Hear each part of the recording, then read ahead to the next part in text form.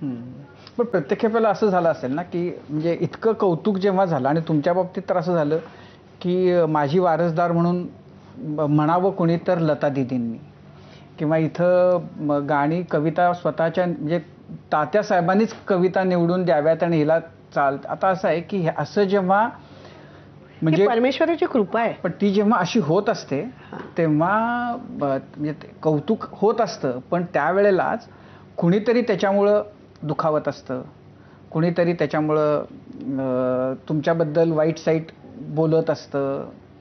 तुम्हाला जेव्हा पद्मश्री मिळाली त्याही वेळेला की वाजपेयींच्या गाणी म्हटली म्हणून, म्हणजे असं हे जे तुमच्या वाट्याला आलं असेल तर मुळामध्ये आलं का, आणि आलं असेल तर तुम्ही त्याच्याशी डील कसं केलं? माझ्या मनात तर पक्क होतंच की आपण क्लासिकलसाठी इतका वेळ दिलेला आहे, आपण शास्त्रीय गायन उत्तम प्रकारे आपण त्याचा बेस आपण शिकलेलो आहोत, आपण संगीत देतो, आपण लेखन करतो, आपण चांगलं काम करतो आहे. वाजपेयींच्या उत्तम उत्तम कविता, म्हणजे लहानपणी जे ठरवलं होतं की दर्जेदार कविता मी गाणार आणि उत्तम संगीतच फक्त गाणार.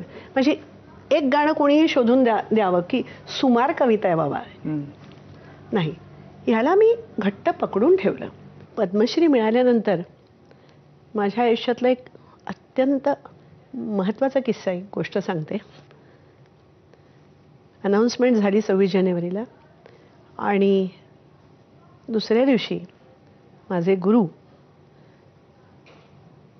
हृदयनाथजी आमच्या घरी आले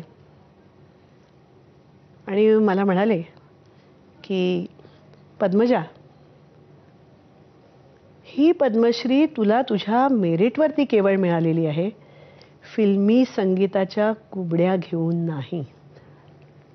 हा माझ्यासाठी गुरूंनी केलेला फार मोठा सन्मानच होता, तितकाच मोठा सन्मान होता. त्यामुळे कुछ तो लोग कहेंगे, लोगों का काम है कहना. पण जेव्हा वाजपेयींच्या कवितांचा तो सगळा कार्यक्रम, आणि त्यावेळेला मी दिल्लीमध्येच होतो, योगायोगाने काय झालं, सॉरी इंटरप्ट करते, की योगायोगाने मला ते गीत नया गाता हूँ से मेरी 51 कविता आहे हे पुस्तक मला वाजपेयी प्राईम मिनिस्टर नसताना कोणीतरी आणून दिलं. विवेकमधले मुडे, अशोक मुडे, त्यांनी मला ते पुस्तक आणून दिलं. त्यावेळेला मी पाहिलं की अरे किती सुंदर कविता आहेत याच्यात. हार नहीं मानूंगा, रार नहीं ठानूंगा, और काल के कपाल पर लिखता मिटाता हूँ, गीत नया गाता हूँ. म्हटलं हा संदेश पुढच्या पिढीपर्यंत आपल्याला पोचवता आला तर. बराबढकी पर्वतमाला आहे, किती सुंदर मनालीचं वर्णन केलेलं आहे, हे आपण स्वरबद्ध करायला हवं. आणि योगायोग माझ्या आयुष्यात ना, कोणी किती जळफळाट करो, माझ्या आयुष्यात इतके सुंदर योगायोग आहेत की परमेश्वराने भरभरून आयुष्यभर दिलेलं आहे, भरभरून